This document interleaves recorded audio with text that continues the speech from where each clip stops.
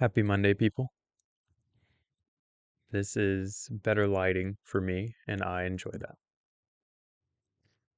The topic that's on my mind, given that we have Christmas, New Year's coming up, typical time of year where people take time off.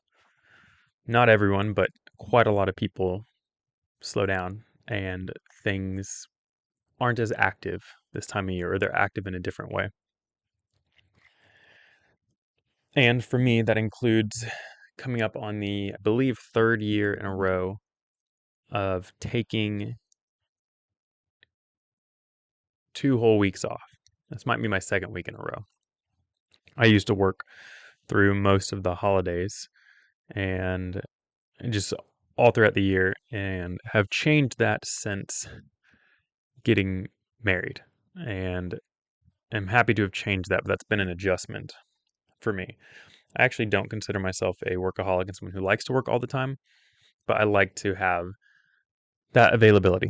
And I would always take time off in some sense over the holiday, just never 2 weeks off. It feels like a lot.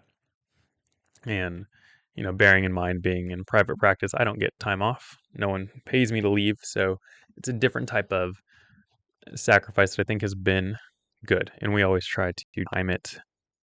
Anytime I take prolonged periods off like this, we try to time it where it cuts into 2 months. I pay myself for my business monthly. So I take 2 weeks off, but I'm only taking 1 week off in December and about 1 week off in January. So it's not a huge hit 1 month, just 2 small punches back to back. So that's how we do it. And one of the things that was on my mind as we're getting ready is starting yesterday, really getting into preparation mode. So Thursday is my last work day, and Thursday afternoon, I'll really be taking about a half day Thursday ish, working for a few hours, no more than 5. And then I'm off the rest of the day, and I come back on January 6th to start the year. So that's a lot of time off.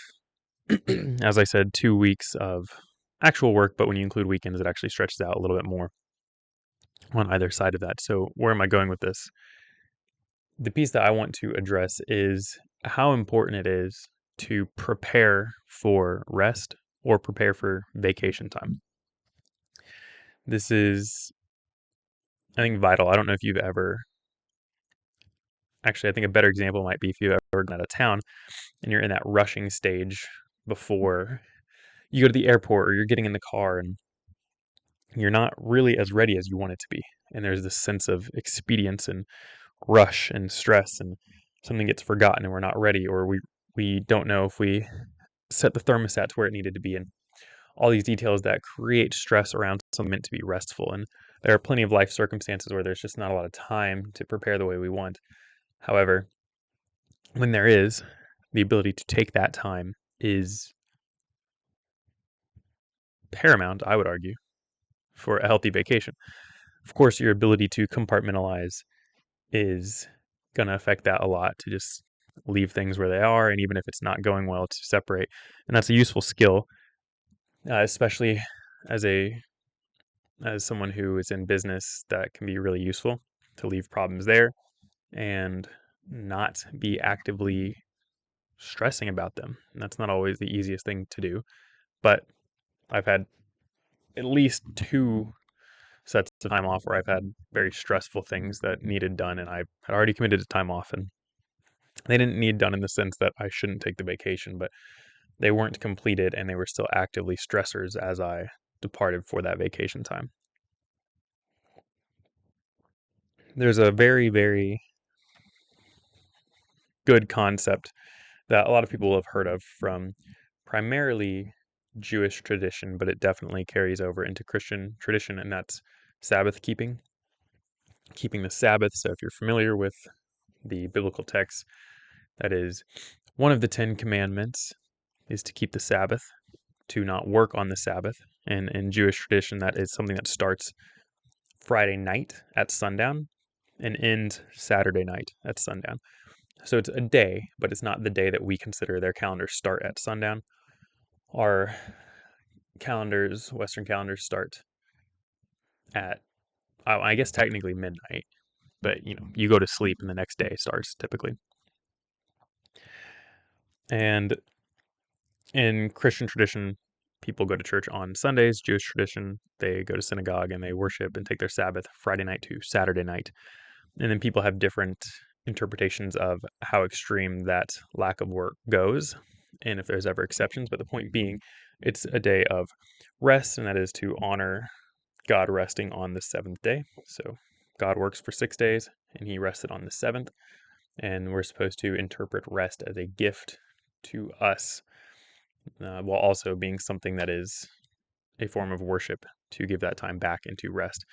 And one of the concepts where I think even if you're not religious, this will be very, very helpful is to understand that this is encouraging preparing well. And if you read through scriptures, you get more of this detail as you go through. But it's preparing. So there's a day of rest. The 6 days prior, one way to look at them is the 6 days are just preparing for the seventh. They have other purposes, of course, but at their core, they are to prepare for the seventh day. So, how might that look? It might mean that if you attend a day of rest or you participate in a day of rest and you are stressing about what didn't get done, that perhaps you did not prepare well. So, one way that you can look at that in terms of planning your week is I have a day of rest coming up, Saturday or Friday night into Saturday, however you want to do it. What do I need to have done to make sure I can actually rest and enter into that rest? What needs to be completed?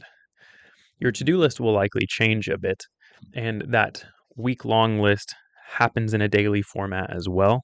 What needs to be done daily to accomplish this weekly goal? But one way to look at that, like I feel like I've said that phrase like 5 times now, is to think about, and again, religious or not, pick a day. Most people it's weekend. If you have a weird shift work or something else, it might be a Wednesday or something weird. But a day that you can rest. And maybe you work 7 days a week and this doesn't apply to you. I would encourage applying it. It's good to take time to reconnect with self and spirituality and people. But look at the one day and ask yourself, for me to be able to enjoy that day well and to have my mind present on that day, what needs to get done before that? Some people, they're just doing this naturally with the way that they lead their life, and it's taken care of already, and that's fantastic. For a lot of us, I think it can be hard to settle in, and some of that might have to do with our mind and our state of mind where we just are always stressing about something or preoccupied with something, and it doesn't matter how much we get done. Now, that's something else to address entirely. However, that voice will sometimes tell you the truth about something. Something actually isn't done.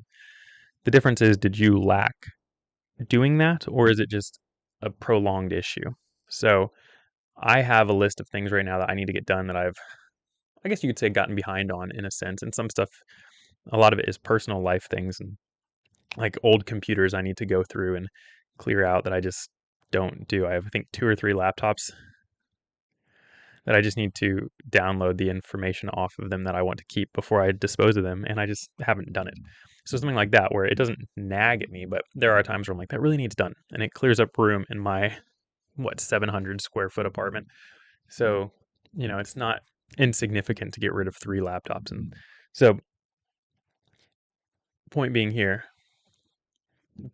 everything in life has a nuance to it, and it can take self-reflection and conversation with others to get a better understanding of what we need to do to rest well. Nonetheless, there are things that are useful to resting well. And the weeks that we can't do all of that can maybe be counterbalanced by the weeks that we can.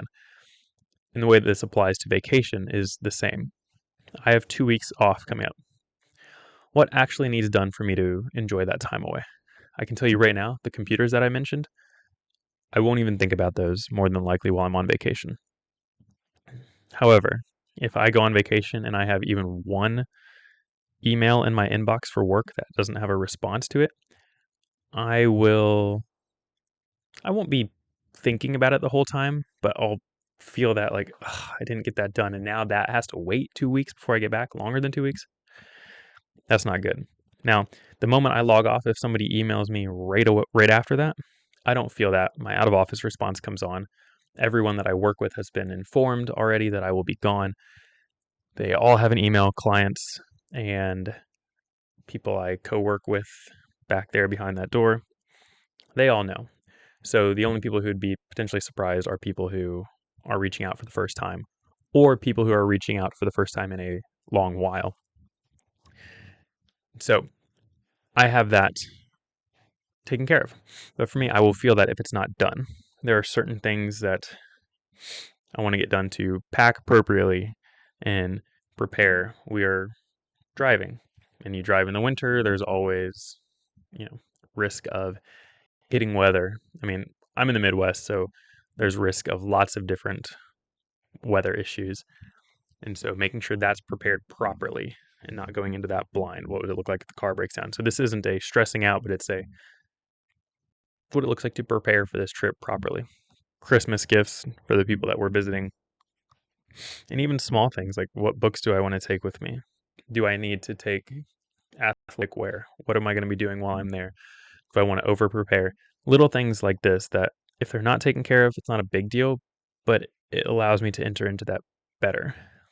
And my ability to come off of stress can sometimes take a little bit of time, especially if I've overworked myself. So occasionally the start of vacation actually looks like decompressing from stress. So part of preparing is, am I overfilling my life to a point of stress? So there's, a whole bunch of areas you can go. But my question before this vacation, between today being Monday and Thursday taking off, is what needs done to feel the most amount of stress reduction? And can I triage those to importance? What are the most important things that if these are done, I'm going to feel the biggest relief? And if these things down here aren't done, it's fine. I'll feel it, but it's fine. So most of it's work, a couple of it's personal life stuff. And then balancing all that out. So my point here is work well to rest well. It's a big part of that. Preparing for rest. Prepare yourself to rest well. And you can do this for vacations. You can do it for like a Sabbath day or a day off. You can do it for your weekend. You can do it for bedtime. I think one of the ways that we can prepare well for rest is to get done the things in the day that need done. And if you're wanting to rest well, there are things that you do in the evening that help and hinder your ability to get good sleep. For a lot of people, blue light before bed, drinking before bed, which for anyone who drinks to help sleep, you don't fall asleep when you drink. You black out. You're shutting down your hippocampus. It's not the same thing as sleeping. So don't get drunk to help fall asleep. You're not actually getting rest. You're just passing out. How you put things in your body. Chocolate's actually something that can give you nightmares before bed as well. It can mess with your dreams. So what are you doing to calm your mind and your body before bed? That is preparing for rest. That's one way. So as with anything, you can assess this to a ridiculous degree. But my encouragement to you and to myself in this is to ask yourself how you can rest well, how you can prepare to rest well. So these videos are important to me. I will be taking time off. I know not a lot of you watch, but that's okay. The Monday ones are a personal project that I do. They're not work, these Monday videos. They are working on me. So despite taking time off, I am still going to do these videos on Mondays. They might be super quick the next 2 Mondays. They're going to be happening in Texas, where I will be. But we'll see. If I talk a lot, I talk a lot. But you can expect these the next 2 Mondays. And if I have prepared well, like I'm saying right now, there will still be YouTube shorts and YouTube videos coming out over the next couple weeks while I'm still away. So if you see those coming out multiple times a week and near daily, then I prepared appropriately the way I intended. So yeah, hope you all can prepare well for any vacation or rest time that you may be getting. I'll leave it there. Thanks and see y'all soon.